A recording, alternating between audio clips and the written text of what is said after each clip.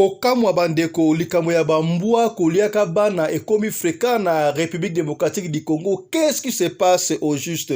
Après drame o elekaki bongo na njili quartier 4 totalaki yango pitbull o aliaki bongo bébé ya muke ya moins de 2 ans et pesa qui passe ya kosakana te kaka na République démocratique du Congo sika boye tokei na Lubumbashi wantanshi na quartier golf et pai wapi mbwa lisusu ale mwana ya moins de 12 ans et pesi passe ya kosakana te tokopesa au détail nango awa na émission awa mama na ya Leli. Qu'est-ce qui s'est passé au juste? Lobi bambwa na mwana mopepa bambwa o ekomi makasi nazotindela bino nyonso bamama babebe bamama bana bozoza na bambwa na bandako toyeba okengela bambwa toyeba okengela na bana na biso ya important eza bana na biso nde baza ba important mpo na biso to protéger bango tala ya minene yelaki nga mpona kobatelana babomelanga mwana te na miso na lopango na mitumbi mbeka tala ndenge bambwa baswinga pendant que ngam na servaki bango pendant que ngai na servaki bango kaka lobi wana kaka na pokwa wana mais après quelque temps bambwa baluki libiso. Joli coup de filet pour la police nationale et précisément police ya Lubumbashi batie maboko epa ba civique autre lakisa kibino bango bakataka batu babomio bakatio batio na sac babwaki na nzela autre uti ko lakisa bino previously awa. Merci na police nega kangi batu wana kaselo yakali musibiso na kati na bango bazali na mwana mwasi mama pena yoza mama yango pe azali policière mama otiki ba na ndaku ozali policière o se jeter na makambo oyo ya kubomaka batu kataka mike kokotela ka batu na ndaku epesi pasi ya kosakana te. Ils sont 26 au total, ces présumés bandits à main armée répartis en 5 groupes différents. En premier, il s'agit d'un groupe de bandits des grands chemins et des repris de justice, composé de 5 hommes et d'une femme policière de son état. Ce groupe a des ramifications jusqu'à Uvira, dans la partie est de la République démocratique du Congo. Ils étaient en possession de 2 armes, AK-47, 3 chargeurs, 92 munitions et d'une Jeep Vanguard de couleur noire. Trésor Katala, lui, travaille en collaboration avec le groupe des Kabengele, auteur de plusieurs cas de banditisme à Lubumbashi et d'une évasion spectaculaire à la 22e région militaire. Radio Collectivia Fiston, tous s'abonner massivement, c'est validé. Mobali mbinga na mwinangolo aboya hydroquinone soki ezotambola basheri bazokoya mayanga na retrouve douce tendresse affection epana yo nasalelo nini mpo ndimake na kupendaka sana shita kwacha pelende wenjoro. Pour l'habillement des classes de vos enfants, pour l'élégance de vos enfants, désormais, visitez le magasin Little People Shop chez Mama Charlotte Caputo. Little People Shop chez Mama Charlotte Caputo, l'habillement officiel de vos enfants. Awa et pas Mama Charlotte. Moi namboka bon monake ba namboka congolaise tala biloko ya kosala et pas bapaya. Acheli biso bilamba. Banda de 0 à 3 mois, yango yo. Soto yawa de 6 à 9 mois. Toke wana de 9 à 12 ans. Toza na nyonso. Bana mibali na bana basi. Soto yawa. Bomoni oya bana basi. Ndenge mwana zo putsana. Toza lokola wato yene 8 ans ti komata. Yango yawa. Koto yo ndi makambo. Mwana zo bimondire ministre. Ya bataille nyoso yango ba Samuel ba Chuchu yango yo Afrika la tsabana oyine to mutaka elengi tala ba fest bana mwana bimi na fete batu ba komobanga soko lingo somba biloko yo omonike olingo sepelisa mwana na yo ko déplacer na yo te okotika na internet okomona adresse na biso yango wana. Little People Shop chez Mama Charlotte Caputo. Adresse Edenval, Greenstone Shopping Center, shop numéro L119. Téléphone 011 52 46 366. À Jamestown, nous sommes sur Meya Street 183. Jamestown Town, Johannesburg, shop numéro 5. Téléphone 082 324 85 22. Place nyonso zali benga biso kotaka ligne benga biso teotikobila batine na ndako. Little People Shop toza na bilamba ya bana ya qualité olingi osomba kota na website na biso retrouver biso na Facebook toza online pe soko osomba partout na Afrique to délivrer bino na ba courrier na biso préférence ya malamu ya original. Donc, c'est la livraison à domicile. Little People Shop met à votre disposition l'achat en ligne. Allez sur Tekelote, tapez Little People Shop. Choisissez l'article de votre choix. Il vous sera délivré jusque chez vous à la maison. Mais aussi, allez sur Zando, tapez Little People Shop. Choisissez l'article de votre choix. On va vous le délivrer jusque chez vous à la maison. Visitez notre Facebook page, Little People Shop. Little People Shop, ya biso moko. Little People Shop, ya bana mboka. Lelo le 8 mars, journée internationale de la femme. Mama, mwasi ya lokumu. Samba mama nde mokili ezali te. Mutu yaka na bomoi, mutu azwaka vi na nzela ya mwasi.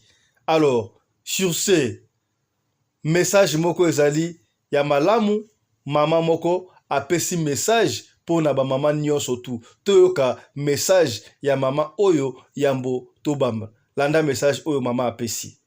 Shalom, shalom, bien-aimés dans le Seigneur. Je vous salue tous au nom de notre Seigneur Jésus-Christ de Nazareth. Aujourd'hui, c'est le 8 mars, la journée internationale de la femme. En tant que femme congolaise et patriote, je dédie cette journée à toutes les femmes du monde, plus particulièrement aux femmes congolaises de l'Est de mon pays. Elles sont victimes d'injustice internationale à cause des minerais de mon pays. Elles sont en train de souffrir, d'être violées, d'être tuées chaque jour. Leurs enfants sont privés des droits de vivre et de l'éducation. Alors je pleure dans mon cœur. Jusqu'à quand cessera cette injustice internationale à l'est de mon pays contre les femmes de l'est de mon pays? Jésus-Christ dit dans Luc 23, 27, « Femmes de Jérusalem, ne pleurez pas sur moi, mais pleurez sur vous-même et sur vos enfants. » Je lance un message de paix à tous les leaders politiques et religieux du monde de stopper la violence et le crime contre les femmes de l'Est de mon pays. Que Dieu bénisse la RDC et le roi Makassi, mon pays. Docteur de la parole, Élise Lumbal. Merci beaucoup. Bana mère, bakosa binote zanga mobile sire, umuna mabe ya kitoko no. Oti mwasi, foza na mbongo, mwasi fola, ma chérie. Atoza mbongo, mituka mapau makambutu pa na weza oki. Mais so zanga père ba petit. Mutasimbisa mapata ya sire. Umuna mabe ya bozwino. Mwasi, foza na nyoso mibale. Zana mbongo, za kitoko, za pe na père ba petit, zana mobali no. Pour ba fiba otula. Basi ba oluka mibali baza. Osa jete. Nayo apeso mo loko na mo bozo ngala, mwa diama na yo o banga ngote. Ya. Ke basi mbongo mingi batula ga. Parce que boyebi basi mbongo mingi bazo mibala site. Po mbala ngaka alenge po ali ya mbongo. Basi mbongo mingi otu. Na yo ki ozo bala fi wana enda kwa suka. Papa batuna kate papa. Moi to solo ezate pesa ngaka numéro no to kutata la terrasse na tandelo makam. Est-ce que yebiso ka bota bana 5? Ah, omoni alobate abota ba mongole misatu na baba mibale. Omoni abomba bana. Si loko signé. Au foutele 2 mois. Mais papa, oyebi ke yo moté muto foutela kendako. Bo foutela kendako 8 mibale. De bo foutela kendako. Ah. Et découragé au tezaka délivrance. Na yebi so ka de vérité.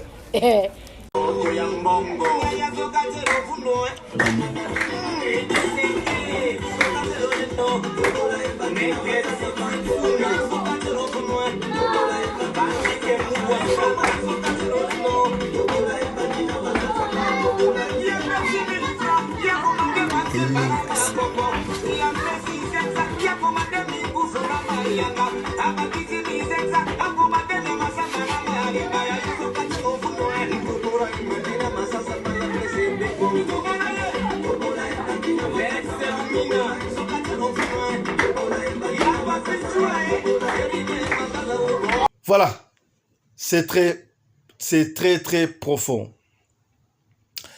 Mbote na bino bandeko balandi ya radio lokole télévision bisika nyonso tu bozwami. Merci na confiance pe fidélité bopesaka na programme oyo radio lokole masolo na chaîne na bino radio lokole télévision et pa wapi donc kokutana pona kosolola makambo zali koleka bongo na communauté na biso ndena lobaka communauté africaine en général mais particulièrement ya biso batu ya Mangala. Soki tolai tolamuki likambo ezangaka te bandeko fleu tobenga yango fleo to nini oye komi na ba réseaux sociaux komona batie ba vidéo kaka mbwa azokolia mutu mbwa akangi mutu na mupende mbwa akangi policier mbwa asali boye ba mbwa toyebi ke ba utilisaka bango pona kokangaka ba miyibi mais mbwa akomi kolia mutu mbwa akomi koboma batu et komi très dangereux. Dernièrement avant que tout na Congo et salamaki na Afrique du Sud, Zimbabwe moko star munene ya Zimbabwe afana na Afrique du Sud, ye ba mbwa na ye ba pitbull, esi bino ba pitbull ezala ba mbwa moko très dangereux, ça ka mélange ya ba animaux sauvages, ba sperme animal moko sauvage, ba sangisi ya mona mbwa epesi forme moko boye. Total ça ki bino déjà dans l'émission l'équipe commence ezala ka à cause de la pitbull, ba sangala ba kombo ebele ba cause de sperme ya loup, ba sangisi na mbwa, ba cause de sperme ya léopard, ba sangisi na mbwa, ba cause de sperme ya cheval, ba nyama so ba saka sauvage wala ba sangisi na mbwa epesa alors boye. Alors très dangereux. Très dangereux. Ba mbwa na lokola ba pitbull ba saka ba mbwa oyo okoki koboko na bango bonta bateka na ndako na ondengu wana yango bomonaki babomaki ndeko wana ya Zimbabwe na Afrique du Sud ba mbwa na yemi bale ba pitbull baliaki ye tolakisaki binu yango esili wana te touteka kotala réseaux sociaux ezalaki inondé awa na makambo oyo elekaki mwana biso bébé ya moins de 2 ans, une année et demie et pas wapi mbwa aliaki ye mbwa o babokolaka mbwa ya koko na bango pitbull asala ki ende asasaki ko sakana moi tamu kika mama tiki pa ke za couche aki za pampers a côté moi azaki maboko ya mbwa au moment où mbwa ngo basala kana mwana ba mesana ti qu'est-ce qui s'est passé ye au moins balobi kolona ye koko ya baba na wana mbwa atikaki mbwa 3 jours pour mbwa na habité comme méchant toi ça ne kotika mbwa lete pendant 3 jours est-ce que aiba ki pitbull azali mbwa nini conséquence dango yango wana aliaki mwana kasi esili wana te bandeko lesa kabino tambu wana mokili mona makambu mikolo tokombi mona Lubumbashi wa ntanshi makambu ezoko bima na Lubumbashi wa ntanshi batu bafandika na quartier golf afandika bayoki mama azoko ganga na kati ya ndako nini kuna simba qu'est-ce qui ne va pas mama yemoko azobeta lisolo boko yoka ye alobi aute kotela mbwa biloko ya kolia ateli mbwa biloko ya kolia bambwa bale batondi mwana na ye ya moins de 12 ans boko mona photo asoko lingi image otinde osengi biso kotela image omona comment est-ce que mbwa azoko dévorer mwana et pesi pasi kasi o azali mama makasi abi mwana vandaki ya kotika na ndako mukia baba mona mbwa pena azoko kanga mwana azoko dévorer mwana kangina likolo. Heureusement cette fois là mwana azalaki mwa mukolo moins de 12 ans abandi oganga ta mwana liko ganga mama bimi basalaka bango balwana mama bandi bitumba longi azo pena oyiba monde basalaka soka sa kangi atika kate mbwa kangi mwana na kingo akangi mama forcé aya kotisi liboko na ye abendi kobengela mbwa donc bitumbe bandi mama na mbwa me mbwa pe kuna akangi kaka mwana tiki mbwa akangi na mutu apasoli poso ya mutu akikuna akena likolo tangu mbwa moni ndengo amena seleki mbwa bandi ko atake shiko mama yemoko a dévorer bango nyonso tout mama abundi tala mama malamu yeyo na yebite qu'est-ce qui s'est passé contrairement ya mama oto mona ki na njili mama o anjita akuti mbwa azui mwana mbwa botoli mwana pa mbwa abimina balabala tomola ki mbwa tanga mbwa atake mama bwa ki mwana actuellement tant mwana ni mama bwa ki mwana lezo pesanga passe na motema bon mwana zaka sa kufu mais du fait que déjà ya ko bwa ka mwana ndengo zaka ki mabe chose grave bandeko mbwa oya njili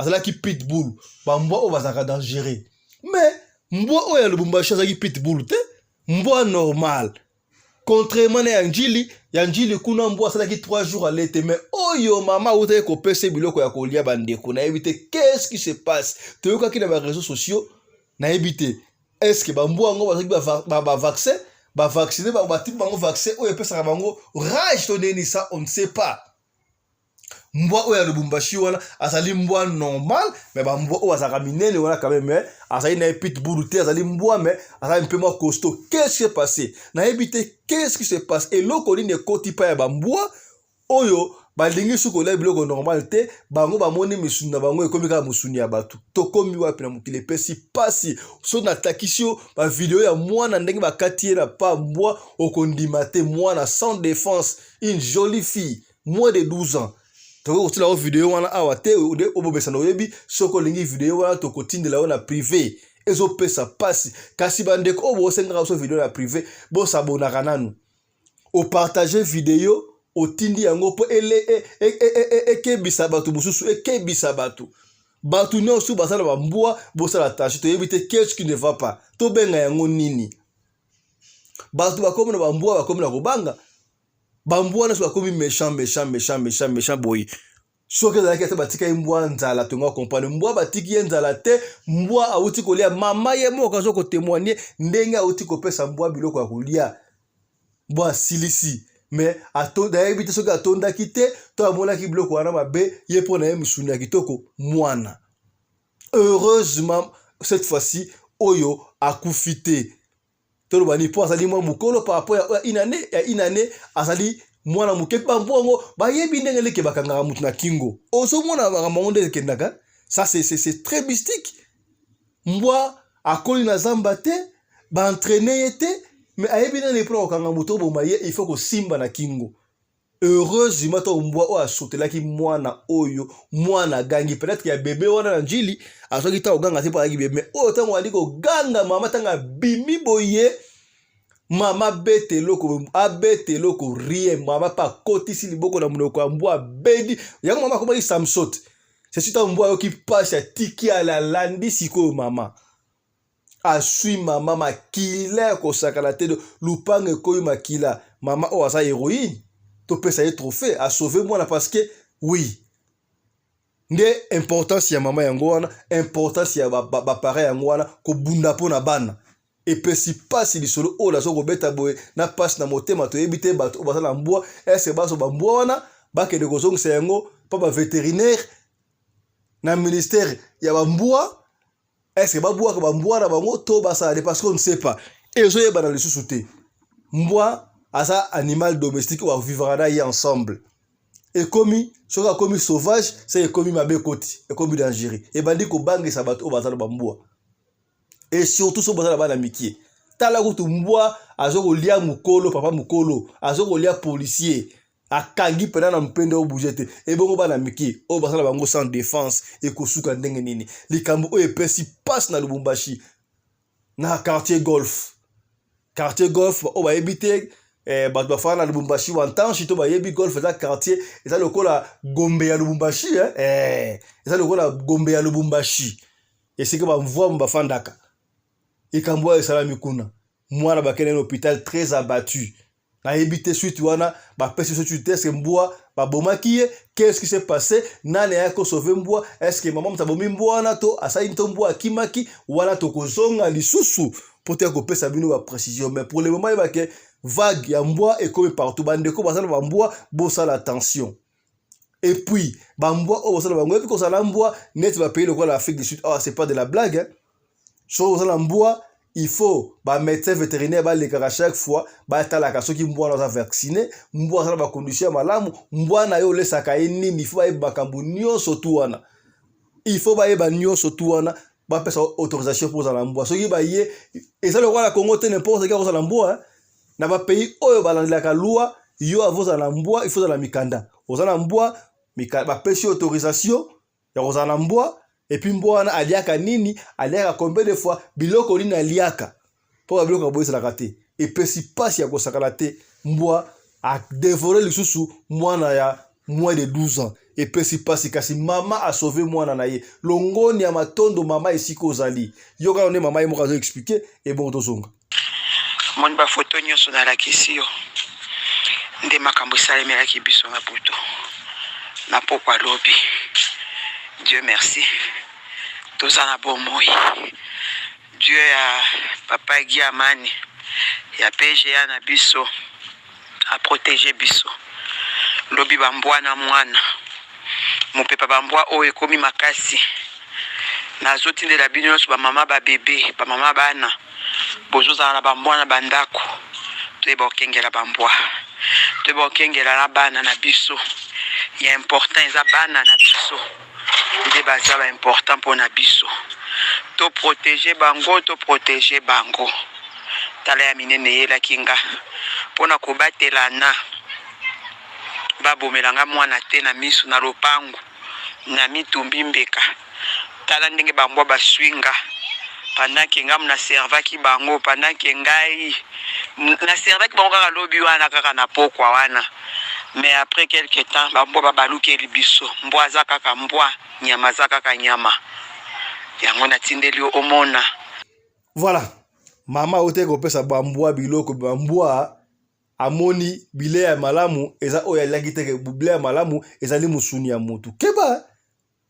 Keba baloba ka peta na mboka dans ma village soko moni lion abimi na zamba aye ale mutu na kati ya zamba, pardon, ale mutu na kati ya mboka lion wana ta kimba kolanda ye tina zamba tiba boma lion wana bebe pona nini? Parce que lion soko ale musuni ya mutu ezalaka mwa mungu nde balobaka bayokaka yango bien akobanda koya kolia tia kosili sabino akobanda kolia suba nyama te akolinga kaka mutu. Eske ezali lolenge ya bambwa ote? Eske besikima be ezokota la kati ya bambwa wana bambekai musuni ya mutu na butu ba découvrir yango na moyo tonenge nini? Epesi pasi tokozonga pour ba information mususu ya makasi en ce qui concerne mbwa oyo. Toute ko la sabino na tongo ya lelo bomona ikoma eske ba policier ba lokota ki saki ya batu ba bomo batu bacha batu bakata batu mike bacha bango na kati ya saki wana. Joli coup de filet na lobaki wana police nationale congolaise, particulièrement police ya Lubumbashi batie maboko epa ya ben civique ba oyo bali ko sa ba terreur wana bazali ebele bakangi bango na ba machette na ba mbeli bango wana bango to benga bango bakulu te o ba bandi pa na ba voler à main armée na mituka o ba yibika selo que pesi biso pasi na kata bango ezali na mama moko mama wana zali policière.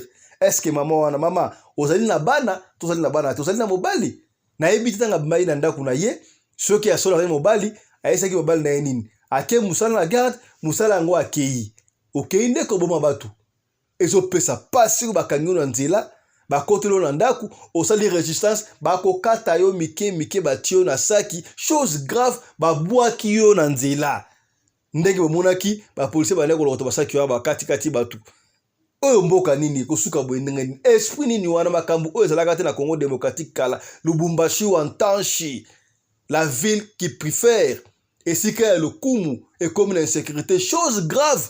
Et le Congo ça mika na golf. Na éviter quartier golf, qu'est-ce qui se passe miko na quartier golf? Ya komuna kama kambu ya boyita la pena be mama oyo, mama responsable. Na éviter ayebisa ki mbali na ini soka sana mobali tebo. Soki sana bana bakoloba ntala komala sur BBC avenir ya bana ko baloleka partout ba oleka mama na bino criminel, mama na bino boy. Bon, soki pasali na bana te, mama na âge oyo, ozali na bana te pona nini? Oboti te pona. Est-ce que abota kate? To supposé que abota kate. Alors soki obota kate, esengeli na yo oteki molimo obandaka ko bomaka batu ata bino moko. Tala ote famille na yo pour pesa na famille pasi soni. Bamona yaya leki mama kurutu, mama leki bakangie bandi atabino moko boye pena epesi pasi ya kosakana te. Ils sont 26 au total, ces présumés bandits à main armée répartis en 5 groupes différents. En premier, il s'agit d'un groupe de bandits des grands chemins et des repris de justice, composé de 5 hommes et d'une femme policière de son état. Ce groupe a des ramifications jusqu'à Uvira, dans la partie est de la République démocratique du Congo. Ils étaient en possession de 2 armes, AK-47, 3 chargeurs, 92 munitions et une Jeep Vanguard de couleur noire. Trésor Katala, lui, travaille en collaboration avec le groupe des Kabengele, auteur de plusieurs cas de banditisme à Lubumbashi et d'une évasion spectaculaire à la 22e région militaire. Un autre groupe est composé de 4 malfaiteurs qui ont avoué leurs crimes et vols, notamment chez les expatriés. Ils sont également auteurs des tueries dont les corps sont souvent emballés dans des sacs et jetés le long de la route de contournement. La police a découvert sur eux une arme AK-47, 5 chargeurs et 59 munitions, ainsi que 2 véhicules, une voiture Raoum de couleur grise et une BMW de couleur bleue. Les autres sont des voleurs, casseurs de vitres et pickpockets qui volent, tuent et extorquent la population au centre-ville de Lubumbashi et dans différentes communes. Ils étaient en possession de 5 machettes et quelques torches. Satisfait de ce énième coup de filet de la police, le gouverneur Jacques Yabula Katwe a dit tout son encouragement avant d'inviter ses administrés à continuer à collaborer avec les forces de sécurité. Je félicite tous les services de sécurité parce qu'il y a quelques jours, nous avons été traumatisés par la cruauté de ces jeunes gens qui ont dû causer du tort à notre société et par conséquent même créer la panique. On a commencé à constater des morts en cascade, des gens mis dans des sacs, tout ça. Mais d'emblée, nous pensons que la population doit être aussi très vigilante. D'ailleurs, pour arriver à mettre la main sur ces gens, nous avons bénéficié de la collaboration de la population et nous voudrions que la population continue à collaborer avec les services de sécurité, dénonce des criminels pour que nous puissions éradiquer ces phénomènes dans notre vie. Tous ces présumés malfaiteurs ont été mis à la disposition de la justice pour que chacun réponde de ses actes. Merci encore, un joli coup de filet na police na biso ya Lubumbashi. Boyone to lingi biso zaka molanga pembe pour les pelele au milieu du village. Soki eloko malamu ezali to kumisaka. Soki ya mabe to lobaka o pena boy kitoko parce que batu na Lubumbashi ba koma ekotambo na insécurité. Surtout quand on a l'exaki élément oyo ndenge ba tsaki batu na saki ba buaki batu. Police de l'Otabatakata Saki, Bakate Wamo Mike, Batu Bengi à Kosakanate, Mbalamoko, Batindelu ce élément, Oyo, Talasika, à partir de la vidéo, Oto Takiwana, Récupérer Mibi Oyo. Voilà, mon qui a vraiment merci. Radio Loko Télévision, tous allez la Moussala ya solo. Ndeko Siko Zali, ceux qui ont une image, Oyo, il faut tout l'équisa. Vous avez une information, le numéro na biso yangoana, Benga biso Mbalamoko, ceux qui ont juste ndeko tinda vidéo na yo, tinda audio. Continue la vidéo à pamba te tinda vidéo na explication que vidéo oyo et salami boye pourtant to ko expliquer bandeko te ba ko expliquer bandeko très bien donc police abuni makasi bandeko Lubumbashi sécurité zali makasi bo vaguer librement na occupation na bino ba maman ba na soma pa na tongo bokende ko soma pa oya midi bokende ba papa ba tongo prome ate ba un civique wana ba tie bango déjà maboko ndeko partager mission oyo partager lien pour comme la bande ko ba mona ba ce mona kenon par la sécurité ba bangal souté voilà c'est un peu ça to ceux qui na biso awalelo merci na sponsor officiel la chaîne oyo Mama Charlotte Kaputu la dame de fer moi si on a bien kaye habilleur officiel ya bana na bino so boni bana ba ta bilamba ye ateka kabilamba ya bana en gros en détail publicité le kiwana benga yi mikolo e compagnie ya mikolo yo muto linga okende Chine olinga okende Dubai ozana shop ya bilamba ko kende kutu te benga kaka Mama Charlotte Kaputu akotala sayo ndenge le kosa akoya kotikila ngo en gros na moins cher primo kaka na Chine primo kaka na Dubai primo kaka na Ngwanzu. Donc Mama Charlotte to kumisa yo ndenge nini. Merci encore à Tijan Lushombo, un prince à New York ya Mama Fran. Wumele siko zalina bosanité Didier Djenga bokula kai kofo autorité morale à Mongo nyo surtout Wumela. Voilà. Merci na Mamarina Umbi, la femme à la taille d'une tige spaghetti, une courbure ni virage, coordonnatrice de la chaîne Oyo, Radio Locale Télévision. Tous s'abonner massivement bandeko, tous s'abonner massivement à la chaîne Oyo, chaîne de votre référence et pas une chaîne l'unique et la vraie. Mama Fandaka, papa Fandina Banda Bazokolanda, Mateya Bazokolanda, Matsolo o edifiaka. To beta kama sona biso pona ko nuire batute, plutôt pona ko sungaka esika ne kwa kwei yo o kweyate. Vous abonnez sur la deuxième chaîne Nabiso, Radio Lokole TV2. Alors, à chaque fois, ceux qui sont intéressés et qui intéressés de Kosongolo et Sikamoko Pakala. Cela veut dire que tu partager. Tu koutani prochainement. D'ici là, portez-vous bien. Santé de fer à tous. Chap chap et tchara. Dans le cadre de soutenir la vision du chef de l'État dans les domaines de l'éducation, Maman Charlotte Kaputu, la femme de fer, facilite à vos enfants de devenir étudiants en Afrique du Sud dans l'école de l'aviation, apprendre à piloter l'avion commercial ou militaire, apprendre à piloter l'avion de chasse, apprendre à piloter l'hélicoptère commercial ou de chasse, mais aussi apprendre à réparer les avions commerciaux ou militaires, des hélicoptères militaires ou de chasse en Afrique du Sud. Bandeko, yo mutolingi mwanona koma, pilote, commercial to militaire. Avantage yango yo. Obengi na numéro oyo ya Maman Charlotte. Ako guide bino. Ndenge nini mwana na yo ako sa la classe ya pilotage. Alors, avantage nyonso hébergement minerval. Olingi mwana na yo ayeba ko bongisa ba moteur ba avion. Benga Maman Charlotte na Afrique du Sud. Madame Charlotte Kaputu et ses collaborateurs mettent un hangar plein d'avions à la disposition de vos enfants qui viendront apprendre ici en Afrique du Sud. Voler à l'espace sud-africain, devenir un grand pilote commercial ou militaire. Contactez Madame Charlotte Kaputu. Devenir pilote d'un avion commercial ou de chasse n'exige pas un diplôme d'État. Un certificat d'études primaires suffit pour apprendre à piloter l'avion commercial ou militaire. Les appartements confort pour accueillir vos enfants lors de leur séjour ici en Afrique du Sud. Piscine, salle de bain, salle à manger, cuisine, lavabo, tout pour accueillir vos enfants. I stayed here from 1 year ago. People coming from Congo, you're very welcome to come here in South Africa. It's a Mama Charlotte space, very beautiful accommodation.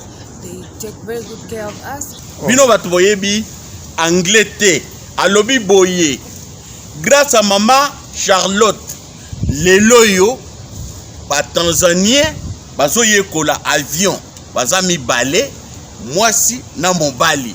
Et bon bino na Congo. Bozo zelanini. Pour tout contact, appelez-nous au plus 27 82 32 45 522 ou encore contactez Radio Lokole Télévision au plus 27 61 88 58 455. Papa, maman, mwana noya koyekola kopusa avion militaire pe commercial, hélicoptère militaire pe commercial, kaka na certificat d'études primaires. Et bon yozanga, hâtez-vous car les places sont limitées. Maman Charlotte Kaputu, la femme de fer, Tokumi Sayo Ndenge Nini. Merci pour l'opportunité, maman.